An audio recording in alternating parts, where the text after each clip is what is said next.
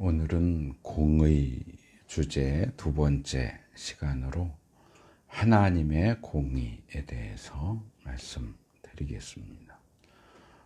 성경이 하나님의 공의에 대해서 말하는 구절들이 상당히 많은데 그 구절들을 크게 5개 부류로 묶었고, 비슷하기 때문에 함께 묶었지만 똑같은 게 아니기 때문에 그 안에 다시 조금 더 소주제로 나눠지기는 하는데, 앞으로 공의 주제를 다룰 때는 제가 평소에는 본문을 강해하는 식으로 본문 주해 설교 위주로 했지만, 이 공의 설교는 아무래도 주제 설교다 보니까 본문을 깊이 파고 들어가기보다는 관련된 구절들을 쭉 소개하면서 필요한 부분을 설명하는 방식으로 진행을 하도록 하겠습니다.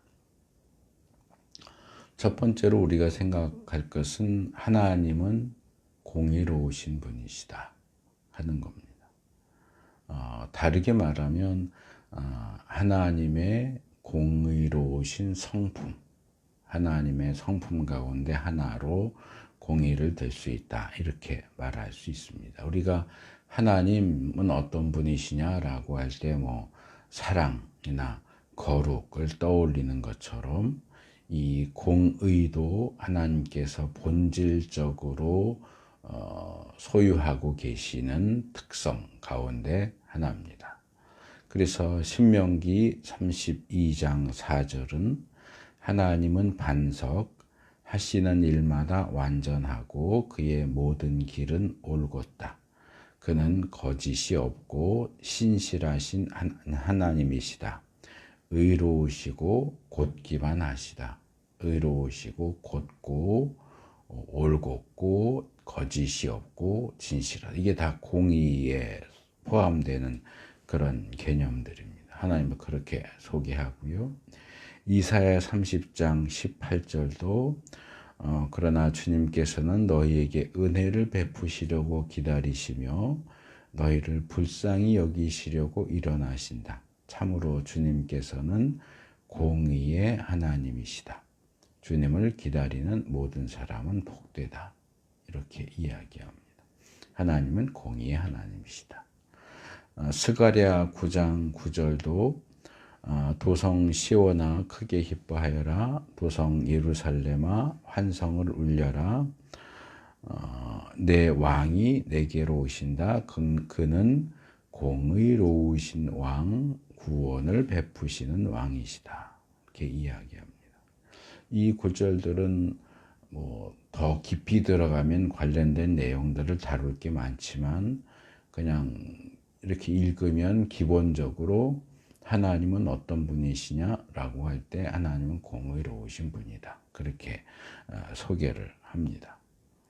또 이것과 비슷하게 다른 구절은 하나님의 공의를 조금 다른 관점에서 소개하는데, 시편 33편 5절은 주님은 정의와 공의를 사랑하시는 분, 주님의 한결같은 사랑이 온 땅에 가득하구나 라고 말합니다. 또 시편 37편 28절도 주님께서는 공의를 사랑하시고 그의 성도들을 돌보시기 때문이다, 이렇게 말합니다. 그래서 이 두 구절은 하나님 자신이 공의로우신 분일 뿐만 아니라 공의를 사랑하시는 분이시다 라고 이야기합니다. 이 하나님이 공의를 사랑하신다를 뒤집으면 하나님은 불의를 미워하신다, 이렇게 되죠. 그래서 공의를 사랑하시고 불의를 미워하시는 하나님은 성도들은 돌보시지만 악인의 자손은 끊어지게 하신다. 공의로운 자들은 돌보아 주시지만 불의한 자들은 심판하신다, 그렇게 이야기합니다. 근데 이 구절을 조금 더 생각을 해보면 성도들을 돌보신다. 악인의 자손은 끊어진다. 이렇게 해서 성도는 이꼴 공의로운 사람들, 공의를 행하는 자. 악인은 이꼴 불의를 행하는 자. 이렇게 이제 공식이 세워지는데 이것을 살짝 변형시키면 이 성도라고 하는 호칭이 만약에 본질을 가리키는 것이 아니라 그냥 호칭에 불과하다면 성도라고 불리는 자들 가운데도 불의를 행하는 자가 있다면 그는 악인이다. 그의 자손은 끊어질 것이다. 이렇게 보는 것도 가능합니다. 그래서 우리가 예수를 믿는다, 하나님의 백성이다, 그리스도인이다라고 하는 이름만으로는 우리가 공의를 행하는지 불의를 행하는지를 판단하는 것이 어렵다. 그러니까 내가 그리스도인이라는 신자, 성도라는 호칭을 가졌다는 것만으로 당연히 하나님이 나를 공의를 행하는 자로 봐주실 것이다 라고 생각하면 안 되고, 이미 우리가 여러 차례 살펴봤듯이 아모스서에서 왜 너희가 여호와의 날을 기다리느냐, 그날이 너희에게 빛이 아니라 어둠이라. 너희가 누구야? 이스라엘 사람들이잖아요. 선민이잖아요. 그런데도 불구하고 그들이 불의를 행하니까 여호와의 날은 그들에게 빛이 아닌 어둠이 된다는 거예요. 하나님은 성도는 돌보세요. 왜요? 성도가 공의를 행하는다는 전제하에서. 공의를 행하는 성도는 돌보시지만 불의를 행하는 성도는 하나님 더 이상 그를 성도라고 보지 않으시는 거예요. 너는 악인이다. 그래서 이분을 우리가 본질적인 부분과 호칭적인 부분을 혼동하지 않도록 조심할 필요가 있어요. 우리가 가지고 있는 호칭만 붙잡고 나는 그리스도인이니까 예수님 믿는다고 고백했으니까 난 당연히 공의로운 자야. 아니요, 그렇지 않아요. 공의는 내가 공의롭게 행해야 공의로운 자가 되는 것이, 그리스도인이라는 이름을 가졌다고 저절로 공의로운 자가 되는 게 아니라는 거죠. 첫째로는 하나님은 공의로우신 분이다.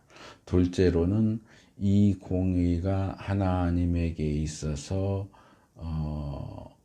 어떤 의미를 가지고 하나님과 어떤 관계를 맺느냐라고 할 때 시편 89편 14절은 정의와 공정이 주님의 보좌를 받들고 사랑과 신실이 주님을 시종들며 앞장서 갑니다. 이렇게 얘기를 해요. 여기 정의와 공정이 주님의 보좌를 받든다 하는 얘기는 뭐냐 하면 하나님이 앉아 계시는 보좌 자체가 정의와 공정의 자리라는 거예요. 하나님은 정의로운 자리가 아니면 그 자리에 앉지를 않으세요. 하나님은 공의로운 자리에만 앉으시지 불의한 자리에는 앉으시지 않아요. 하나님이 기본적으로 취하시는 포지션이 공의라는 거예요. 하나님의 보좌의 기초는 공의예요. 거기에는 불의라든지 불공정이라든지 이런 게 개입될 여지가 없어요. 하나님은 철저하게 공의롭고 공정하신 분이라는 얘기예요. 그리고 이 보좌의 기초가 정의와 공정이라면 주님을 시종드는 것은 사랑과 신실합니다. 그래서 공의를 다루는 첫째 시간에 제가 공의와 사랑이 어떻게 서로 조화를 이루어야 하느냐를 말씀을 드렸는데, 성경은 계속 이런 식으로 공의와 사랑을 계속 이렇게 연결시키면서 얘기하는 것을 볼 수 있습니다. 또 하나님 자신의 공의를 가리키는 건 아니지만 그것에서 유추된 내용으로서 잠언 16장 12절은 왕은 악행을 하는 것을 역겨워해야 한다. 공의로만 왕위가 굳게 설 수 있기 때문이다. 하나님만이 아니라 인간 세상을 다스리는 왕, 하나님을 대신하는 대리자로서의 왕도 그가 앉는 보좌, 자리가 공의여야 한다. 그가 왕이 되었을 때는 악행하는 자를 미워하는 방식의 생각과 행동을 해야 된다. 왕이 됐는데 불의를 행하는 자들을 가까이 하고 비호해 준다면 그 사람은 더 이상 왕의 자격이 없다. 왜? 왕위는 공의로만 굳게 서는 자리이기 때문에 불의로는 왕위를 세울 수가 없어요. 이 부분은 이제 다른 시간에 좀 더 다룰 겁니다. 이 세상의 통치자들에게 요구되는 공의라고 하는 그 부분과 관련해서 좀 더 말씀을 왕들이나 특별히 재판관들과 관련해서 하나님이 얼마나 강력하게 공의를 요구하시는가 하는 부분을 따로 말씀을 드리겠지만, 통치자, 지도자는 기본적으로 공의를 행하는 자여야 돼. 공의를 행하지 않는다면 그 사람은 더 이상 지도자의 자격이 없는 거예요. 이사야 11장 5절은 이 공의를 보좌 대신에 옷하고 연결을 시킵니다. 그래서 그는 정의로 머리를 동여매고 성실로 그의 몸에 띠를 삼는다. 이 허리를 동여매고 몸에 띠를 삼는다 하는 얘기는 쉽게 말하면 허리띠를 한다 하는 얘기인데요. 이것은 이 성경시대 사람들의 의복을 알아야 되는데, 우리처럼 이렇게 상의 하의 따로 입는 게 아니고 그 아랍 사람들 입는 것처럼 그냥 원피스 있잖아요. 쭉 늘어진 길다랗게 생긴 통짜로 된 원피스를 입기 때문에 뭔가 그런 원피스 입고 예를 들어서 축구를 한다고 생각을 해봐요. 축구를 한다든지 농구를 한다든지 아니면 노동을 한다든지 이거 얼마나 걸치적거려요. 그러니까 평소에는 그냥 그렇게 입고 다니지만 뭔가 집중해서 해야 하는 일을 할 때는 허리띠를 해서 옷을 고정을 시키는 거예요. 걸리적거리지 않게. 그래서 허리에 띠를 맨다 하는 얘기는 뭐 준비한다 내지는 어떤 일을 집중해서 한다 이런 의미로 생각을 하면 됩니다. 그래서 구약도 마찬가지고 신약도 마찬가지고 그런 의미로 사용되는데, 정의와 성실로 허리띠를 한다는 얘기는 하나님은 일을 하실 때 공의롭게 정의롭게 행하신다. 하나님이 일하시는데 사용하시는 도구는 정의와 공의다. 이렇게 이해할 수 있습니다. 그래서 하나님의 일하시는 기준과 방식 역시 정의와 공의고 성실과 진실이다. 이렇게 볼 수 있습니다. 셋째로는 하나님 자신이 공의로운 분으로서 공의를 사랑하시고 공의로운 자리에 앉으시고 공의를 어떤 행동의 수단으로 사용하시는 분인데, 그분은 행동 자체도 공의롭게 하신다. 공의로운 행동에 대해서 얘기합니다.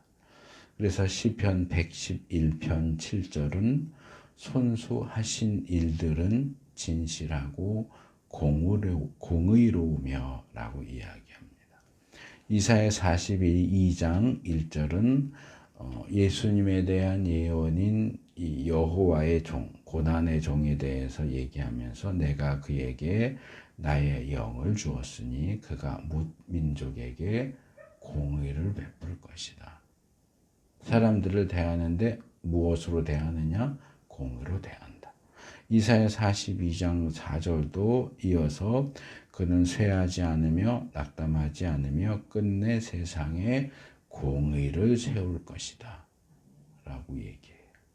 예수님이 이 땅에 오셔서 고난 받으신 것은 기본적으로 우리의 구원을 이루기 위해서이지만 거기에 추가적으로 따라붙는 것 중에 하나가 공의를 세우는 거예요. 그래서 하나님 자신이 공의를 행하시고 하나님께서 보내신 예수님도 하나님과 마찬가지로 공의를 행하십니다. 요한복음 5장 19절에서 예수님이 아들은 아버지께서 하시는 것을 보는 대로 따라 할 뿐이요 아무것도 마음대로 할 수 없다. 아버지께서 하시는 일은 무엇이든지 아들도 그대로 한다. 하나님 아버지가 공의롭게 행동하시니까 아들인 예수님도 공의롭게 행동해요. 그래서 예수를 믿어서 하나님의 자녀된 우리 그리스도인도 행동할 때 공의롭게 행해야 되는 거예요. 왜? 우리 아버지가 공의롭게 행하시니까. 아버지가 공의롭게 행하시는데 자식인 우리가 공의롭게 행하지 않는다면 그건 아버지를 욕되게 하는 것이 되는 거죠. 그래서 하나님은 사람들을 대하실 때도 전반적인 모든 행동을 공의롭게 하시지만 특별히 사람들을 대하는 데 있어서도 공의롭게 하십니다. 욥기 37장 23절은 사람을 대하실 때에 의롭게 대하시고 정의롭게 대하여 주십니다. 다니엘 9장 14절은 남유다의 멸망, 심판에 대해서 다루는 중에 주님께서 재앙을 간직해 두셨다가 우리에게 미치게 하신 것은 주 우리 하나님이 하시는 모든 일은 의로우신데 우리가 말씀에 순종하지 않은 까닭입니다. 그렇게 얘기를 해요.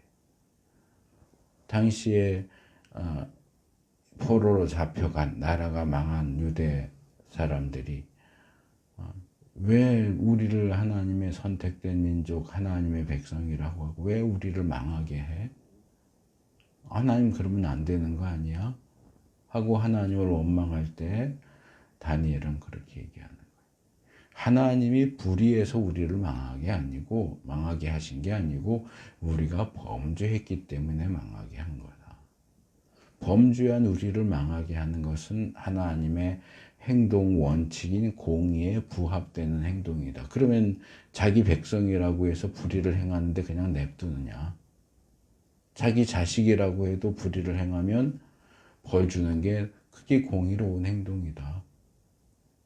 남의 자식은 불의를 행한다고 때리고 자기 자식은 불의를 행해도 놔두면 그것은 공의로운 게 아니죠. 공정한 게 아니죠. 우리가 하나님의 백성이긴 하지만 우리가 범죄했기 때문에 하나님이 범죄한 자에게 내려지는 재앙을 우리한테도 내리신 거예요. 하나님은 여전히 공의로우셔 하고 이야기를 하는 거죠.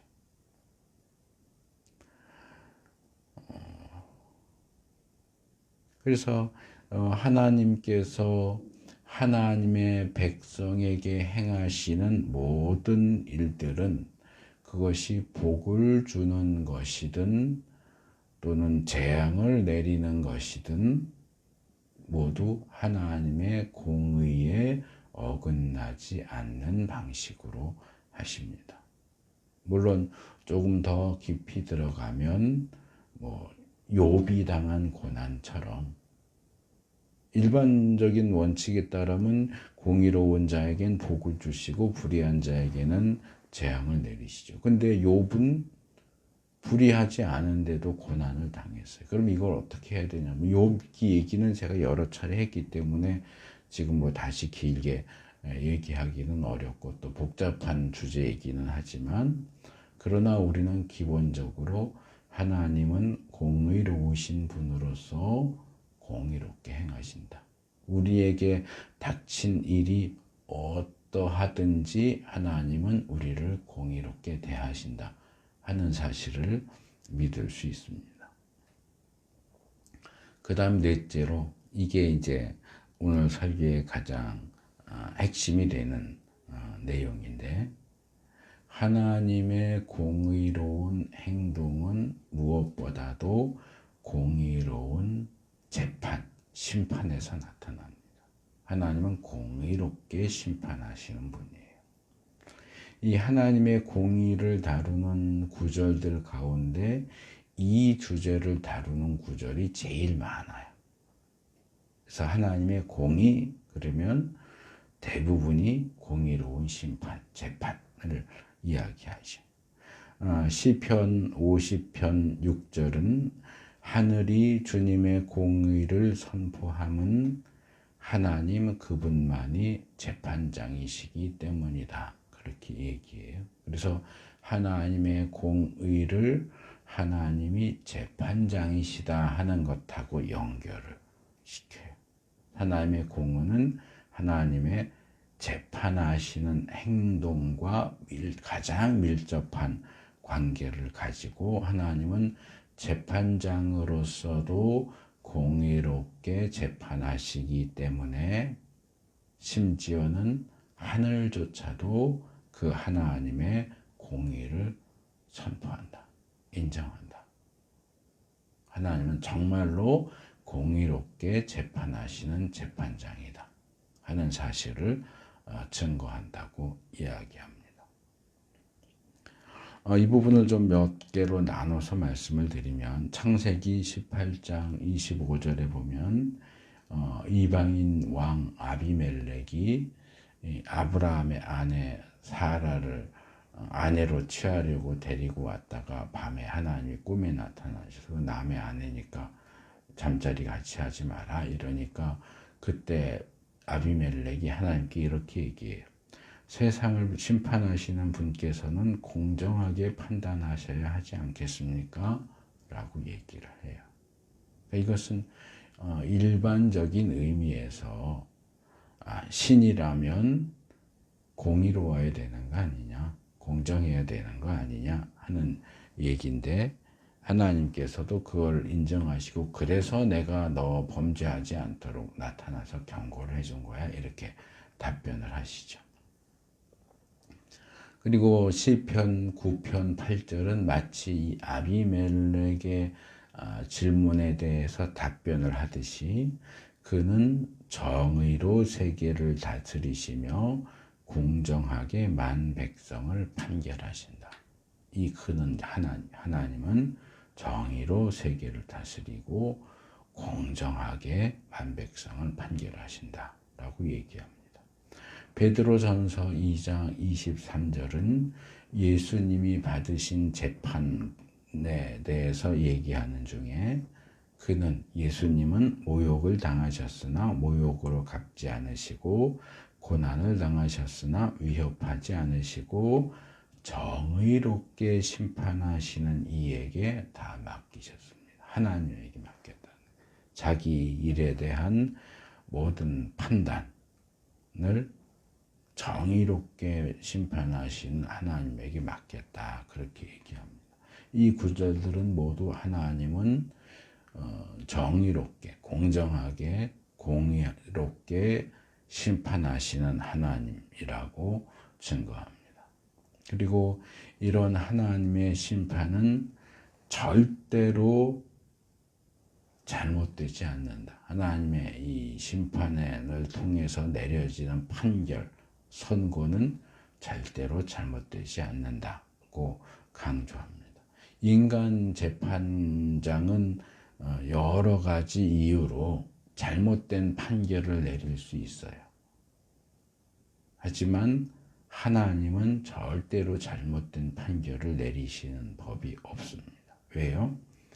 욥기 8장 3절은 너는 하나님이 심판을 잘못하신다고 생각하느냐? 전능하신 분께서 공의를 거짓으로 하신다고 생각하느냐? 라고 말합니다. 또 욥기 34장 12절도 전능하신 하나님은 악한 일이나 정의를 그르치는 일을 하지 않으십니다. 라고 얘기해요.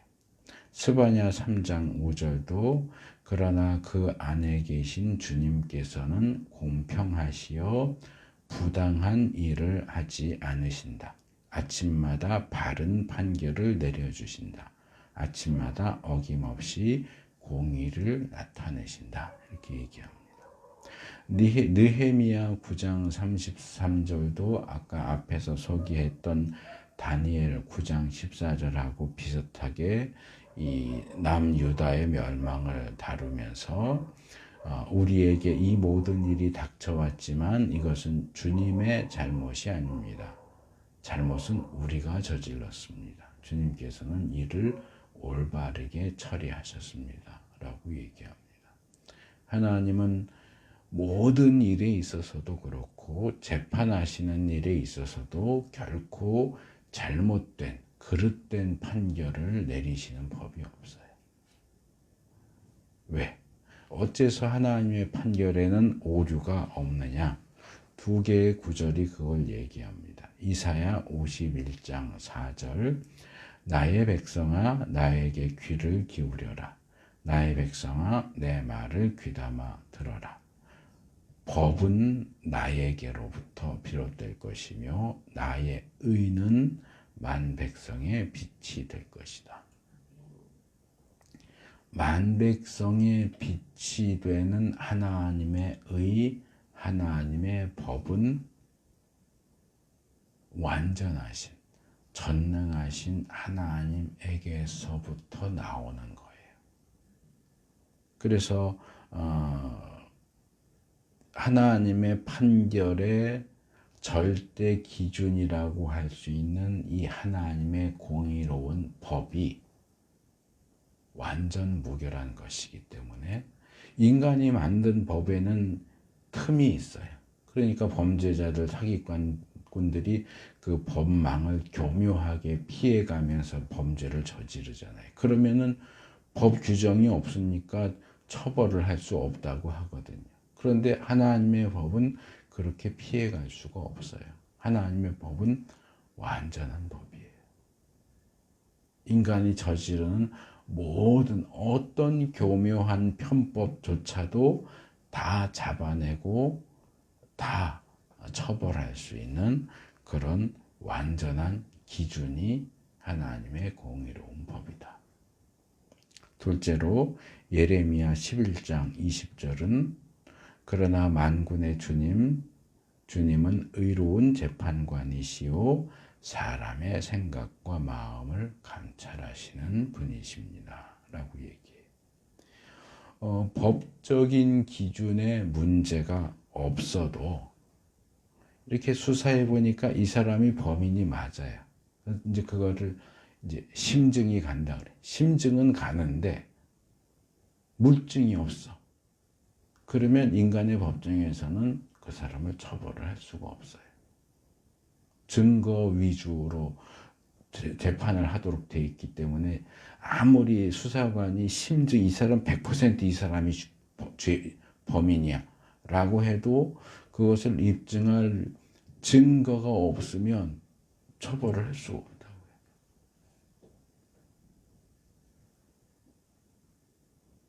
그런데 하나님의 법정에서는 그런 일이 절대로 일어나지 않아요. 왜냐하면 재판장이신 하나님은 사람의 생각과 마음을 감찰하시는 분이기 때문에 그래요. 이게 이제 히브리어로는 보헨 킬야라고 하는 표현인데 이 보헨, 바한이라는 단어가 원형인데 이 바한은 검사한다, 조사한다, 시험한다, 증명한다 이런 뜻이고 킬야는 신장, 콩팥, 마음, 내적인 자아 이런 것들을 가리키는 단어입니다. 예전에 한번 다른 주제로 설교하면서 이 단어를 소개했던 적이 있어요. 기억하실지 모르겠는데 그래서 하나님은 인간의 내장을 그의 마음과 생각과 욕망과 그런 모든 것들을 철저하게 들여다보시는 분이에요.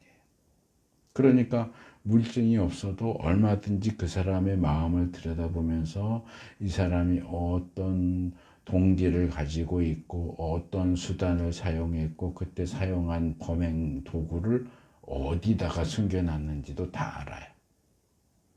그러니까 하나님은 물증이 없다고 해서 범인을 처벌하지 못하는 그런 일은 하나님에게는 일어나지 않아요. 기준이 명확하고 완전 무결하고 그 사람 자신을 판단하는 데 있어서도 오류가 없어요. 뭐 현대 과학이 만들어낸 이 거짓말 탐지기도 어떤 아주 지능적인 범죄자들은 피해간다고 그래요. 이 사람의 자연적인 생리 현상, 무슨 심장 박동이라든지 뭐 손에 땀이 맺히는 거 이런 걸 통해서 그 사람이 거짓말을 하는지 진실을 하는지를 밝혀내는 기계가 거짓말 탐지기인데 이것을 교묘하게 자기가 컨트롤할 수 있는 사람도 있대요.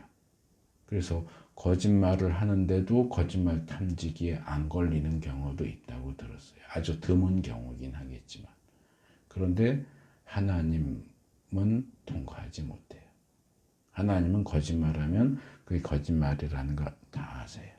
그러니까 위증도 안 되고 가짜 증거를 들이대는 것도 안 돼요.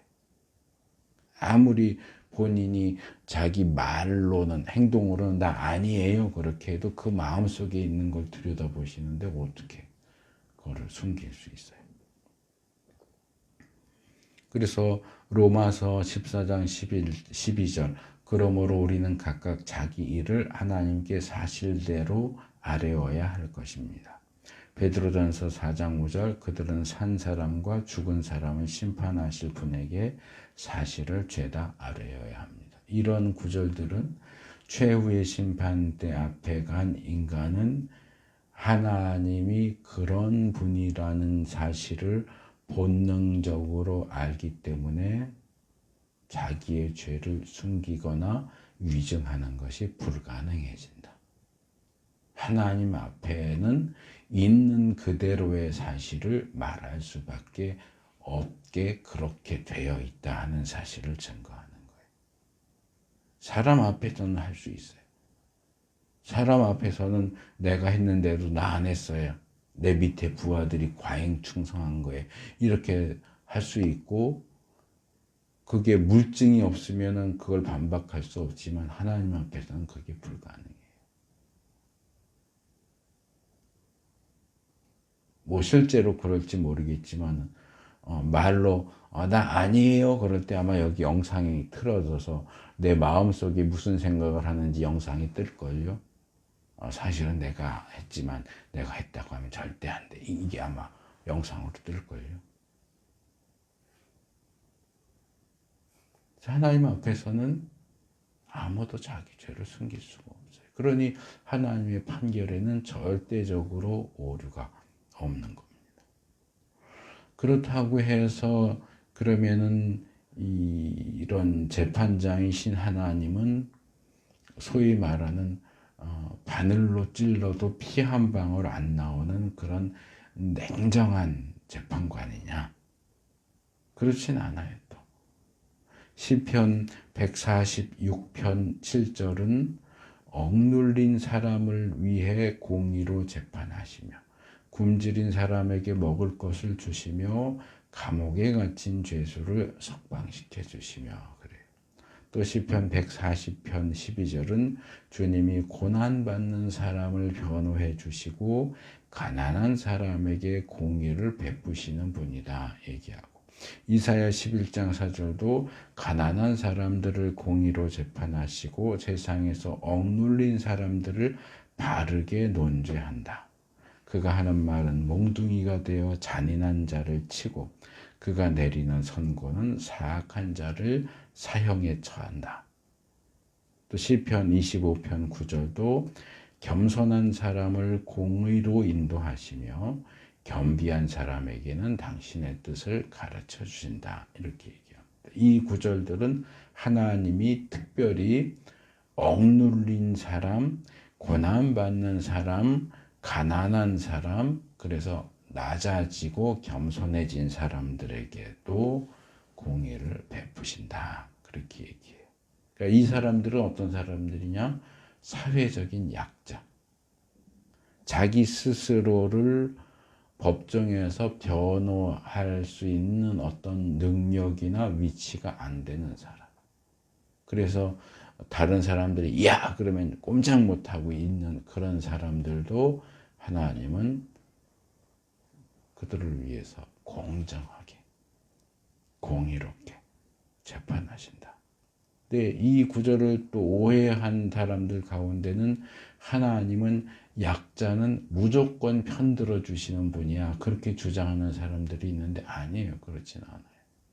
전에 이미 이 구절을 다루면서 말씀을 드렸지만 레위기 19장 15절에 보면 재판할 때는 공정하지 못한 재판을 해서는 안 된다. 가난한 사람이라고 하여 두둔하거나 세력이 있는 사람이라고 하여 편들어서는 안 된다. 이웃을 재판할 때는 오로지 공정하게 해라. 가난하다고 편들어도 안 되고 권력이 있다고 해서 편들어도 안 되고 모든 사람은 법 앞에 똑같은 개체고 공정 모든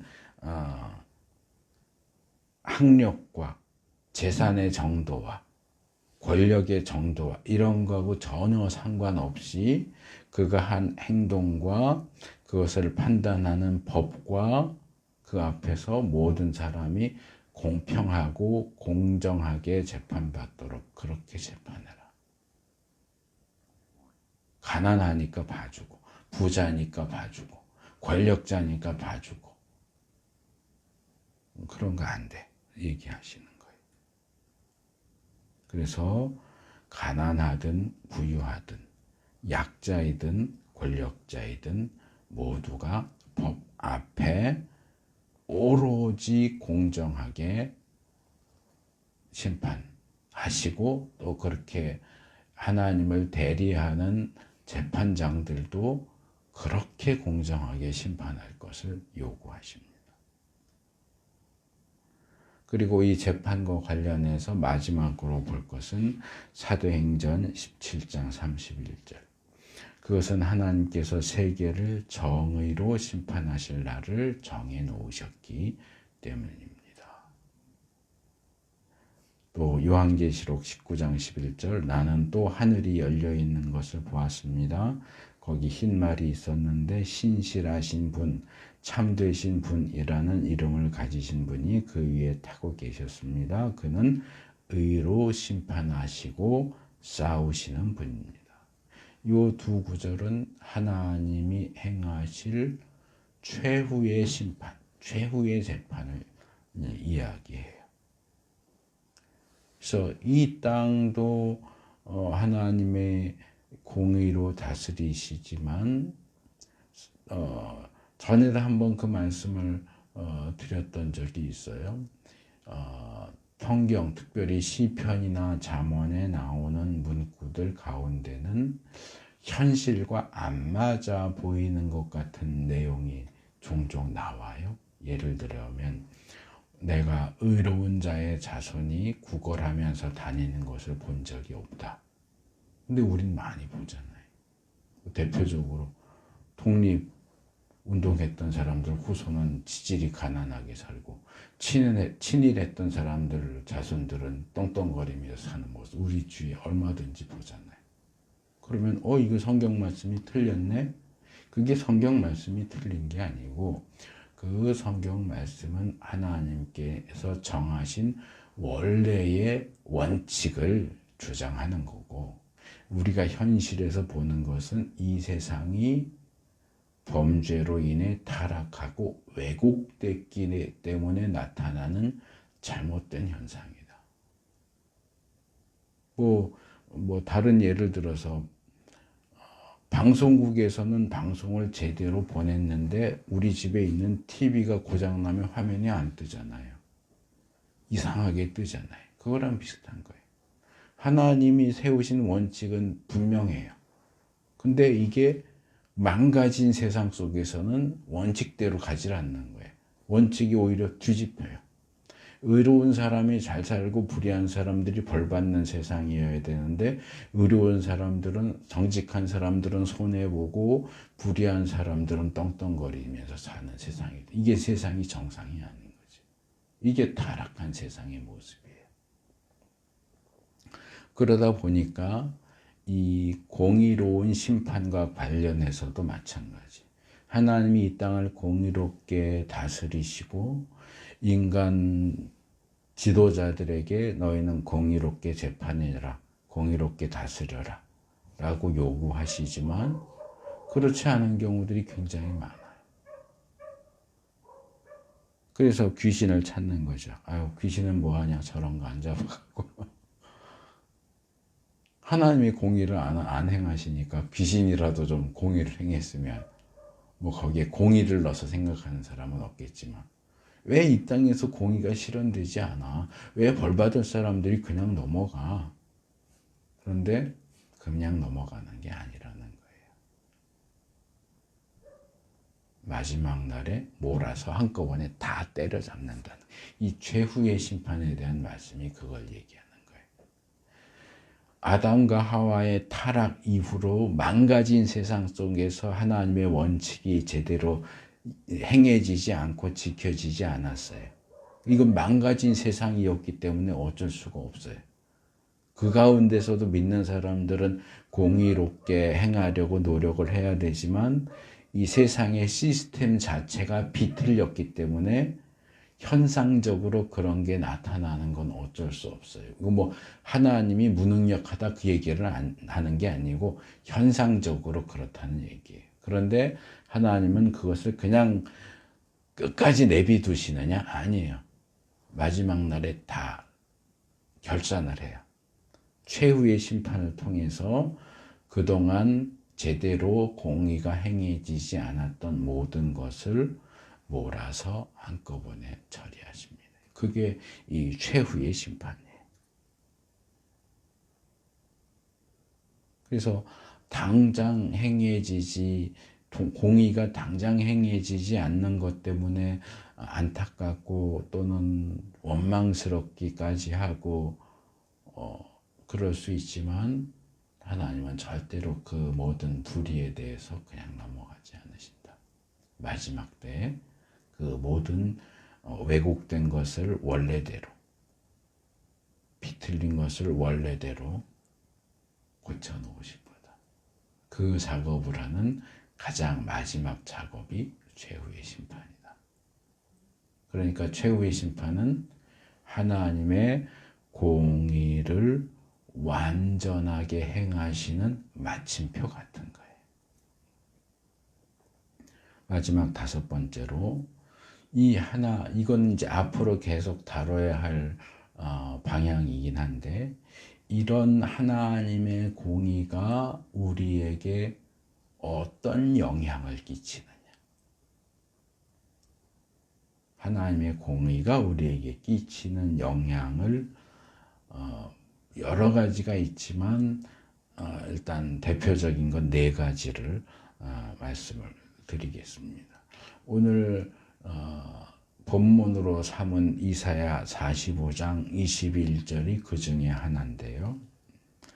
거기 하나님이 유일무이한 신적인 존재라는 사실을 말씀하시는 가운데 하반절에 보면 나는 공의와 구원을 베푸는 하나님이니 나밖에 다른 신은 없다. 하나님은 어떤 분이다? 하나님은 신이신데 공의와 구원을 베푸는 신이다. 공의와 구원을 베푸는 신이 진짜 신이다. 신적인 존재로 믿고 따르는데 공의롭지 않아요. 자기를 따르는 신도들에게 불의를 요구해요. 그럼 그건 신이 아닌 거예요. 자기를 따르는 신도들을 구원해 주지 못해요. 그럼 그건 신이 아닌 거예요. 신의 자격 중에 하나가 공의와 구원을 베푸는 거예요. 근데 이제 이 부분은 뭐 더 나중에 더 살펴볼 시간이 있을지 모르겠지만, 공의와 함께 제시되는 게 구원이라는 거예요. 이미 우리가 앞에 살펴봤던 내용들을 통해서 유추할 수 있어요. 하나님은 공의로운 분이고 공의를 사랑하신 분이기 때문에 공의를 행하는 자들은 돌보시고 불의를 행하는 악인은 벌하신다. 그러니까 공의를 행하는 자들을 돌보시는 행위가 구원으로 나타나는 거고, 불의를 행하는 악인을 처벌하는 것이 재판으로, 심판으로 나타나는 거예요. 그래서 하나님의 공의는 구원으로도 나타나고 심판으로도 나타나는데, 우리가 구원을 받는 근거에는 뭐가 있느냐? 하나님의 사랑도 물론 있죠. 근데 그 중에 하나로 이 이사야 45장 21절은 공의를 얘기한다는 거예요. 그래서 공의와 구원을 베푸신다. 하나님의 공의에 근거해서 구원을 베푸신다. 우리가 구원받는 것은 하나님의 공의와 밀접한 관계가 있다. 둘째로 이사야 42장 3절은 그는 상한 갈대를 꺾지 않으며 꺼져가는 등불을 끄지 않으며 진리로 공의를 베풀 것이다. 여기서는 공의가 뭐하고 연결돼요? 진리하고 연결돼요. 공의는 절대로 거짓하고 연결될 수가 없어요. 왜요? 공평하고 공정해야 되잖아요. 근데 계산을 속이면 공정한 게 될 수가 없죠. 똑같이 일했는데 이 사람은 10,000원 주고 이 사람은 10만 원 준다. 이 사람은 10만 원 주고 저 사람은 1,000만 원 준다. 그럼 그건 공의롭지 못한 거예요. 내가 아는 사람이라서 더 챙겨주고, 내가 아는 사람이라서 잘못했는데도 봐주고, 그럼 공정한 게 아니죠. 공평한 게 아니죠. 그래서 하나님의 공의는 무엇하고? 진리하고, 진리하고도 아주 밀접한 관계를 가진다. 이 진리라고 하는 것은 어떤 사람의 진실됨, 성실함, 충성함하고도 연결되어 있는 거예요. 그리고 그런 진실과 공의의 근거에서 하나님은 이미 앞에서도 살펴봤지만 연약한 자들을 불쌍히 여겨주시고 살펴주세요. 상한 갈대를 아예 보기 싫어하고 아예 꺾어버리지 않아요. 꺼져가는 등불을 그냥 이거 끄름만 나고 그냥 꺼버리지 하고 끄지 않고 약한 상태에 있는 자들을 불쌍히 여기시고 돌봐주세요. 실제로 데살로니가 후서 1장 5절, 이 일은 하나님의 공의로운 심판의 표이니 하나님께서 여러분을 하나님 나라에 합당한 사람이 되게 하시려고 주신 것입니다. 여러분은 참으로 그 나라를 위하여 고난을 당하고 있습니다. 이 구절은 이렇게 쭉 읽으면 이렇게 확 들어오지 않아요. 뭔가 이렇게 좀 내용이 좀 이렇게 복잡하게 꼬여 있는 듯한 느낌이에요. 이 내용을 기본적으로 보면 하나님의 공의로운 심판이 최종적으로 우리가 당하는 고난하고 연결이 돼요. 그러면 앞에서 살펴본 것처럼 하나님은 불의를 행하는 자를 처벌하시는 분이니까 공의로운 심판인데 우리가 고난을 받으면 그럼 우리는 하나님 앞에 불의한 자이기 때문에 고난을 받는다는 얘기냐? 근데 그건 또 아니에요. 왜냐하면 그 중간 다리에 뭐가 있냐면 하나님 나라에 합당한 사람. 그러니까 이것은 최후 심판 상황하고 연결시켜서 생각하면 조금 이해가 쉬워요. 이런 거죠. 자, 예수님 재림하셨어요. 최후의 심판을 해요. 최후의 심판을 통해서 하나님 나라 들어갈 사람, 지옥에 갈 사람 이렇게 나눠지는데 그 최후의 심판은 어떤 심판이에요? 공의로운 심판이에요. 이 공의로운 심판을 패스하면 하나님 나라, 패스하지 못하면 지옥이에요.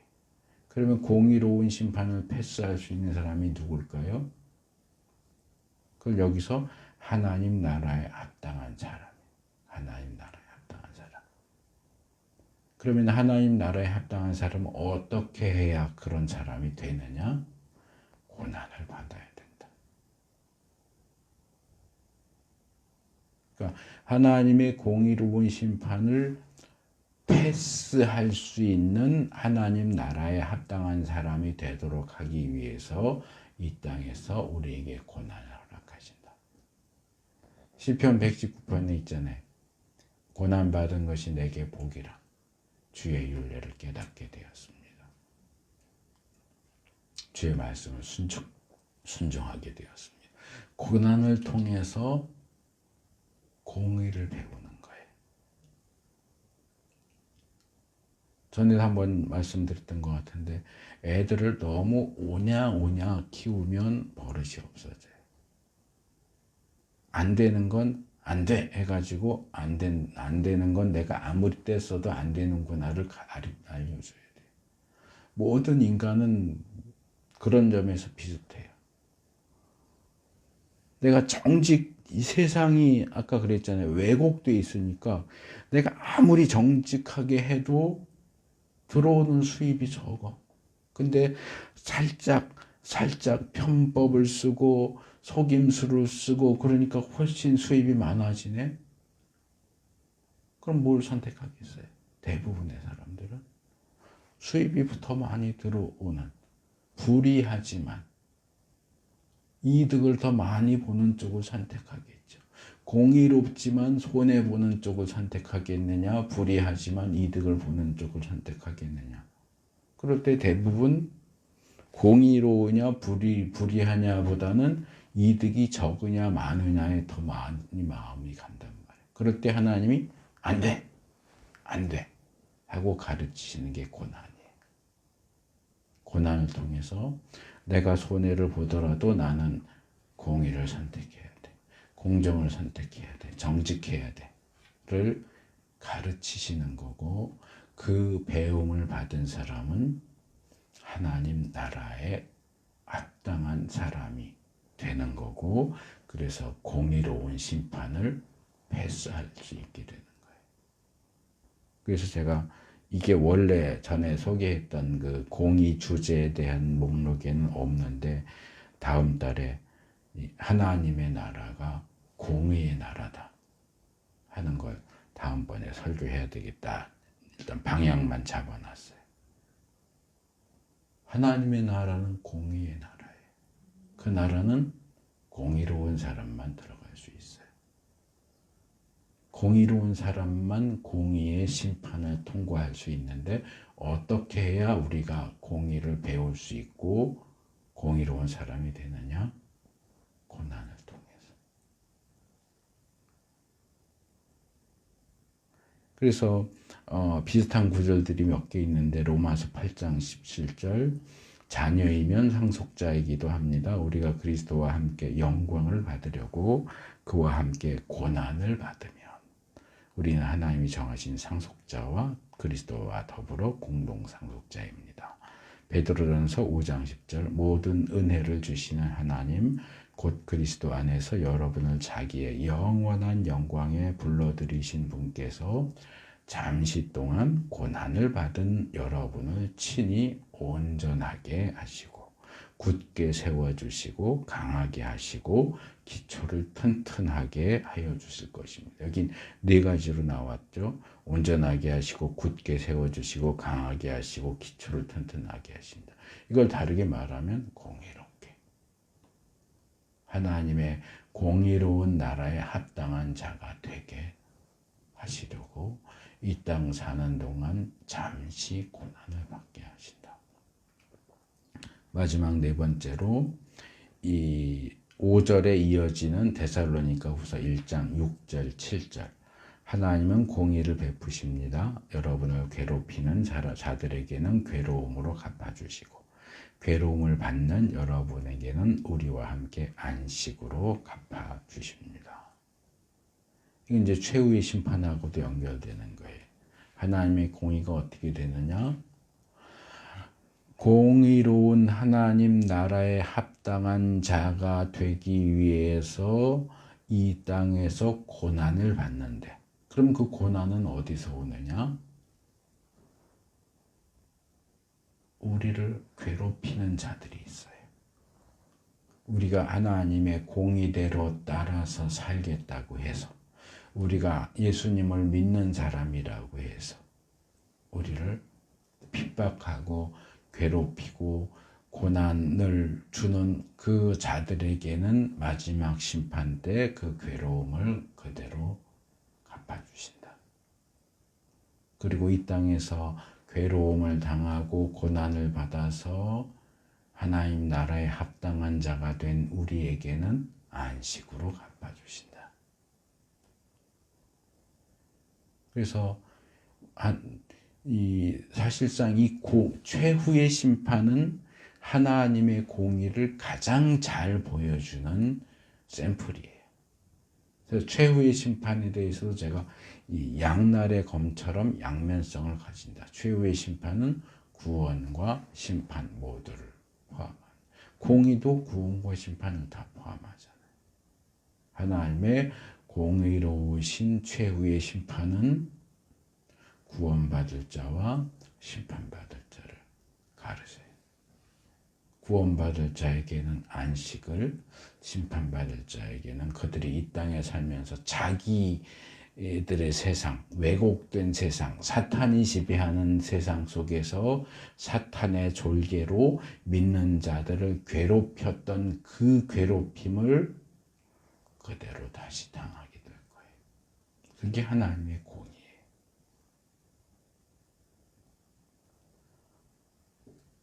최종적이고 철저한 인과응보죠. 자, 이 말씀으로 오늘 설교를 맺겠습니다. 이사야 62장 1절과 2절. 그래서 선지자가 이렇게 말합니다. 시온의 의가 빛처럼 드러나고 예루살렘의 구원이 횃불처럼 나타날 때까지 시온을 격려해야 하므로 내가 잠잠하지 않겠고 예루살렘이 구원받기까지 내가 쉬지 않겠다. 이방 나라들이 내게서 의가 이루어지는 것을 볼 것이다. 뭇 왕이 내가 받은 영광을 볼 것이다. 사람들이 너를 부를 때 주님께서 내게 지어주신 새 이름으로 부를 것이다. 하나님이 선택한 민족, 하나님의 선택하신 백성, 하나님이 선택하신 나라, 그 도시가, 그 도시를 통해서 의가 빛처럼, 구원이 횃불처럼 드러나고 나타날 때까지 나는 쉬지 않을 것이다. 나는 계속해서 사람들의 공의와 구원을 위해서 행동할 거다. 그것이 온전히 드러나고 나타나는 때가 언제예요? 주님 오시는 날. 주님 오실 때까지 나는 이 세상에 하나님의 공의가 시행되고 하나님이 구원이 온전히 행해지기 위해서 나는 잠잠하지도 않고 쉬지도 않겠다라고 선언합니다. 이 선지자의 결단과 고백처럼 이 땅에서 우리도 하나님의 구원과 하나님의 의가 이루어질 때까지 잠잠하지 않고 쉬지 않고 계속해서 그것을 추구해 나가는 우리 모두가 될 수 있기를 축복합니다.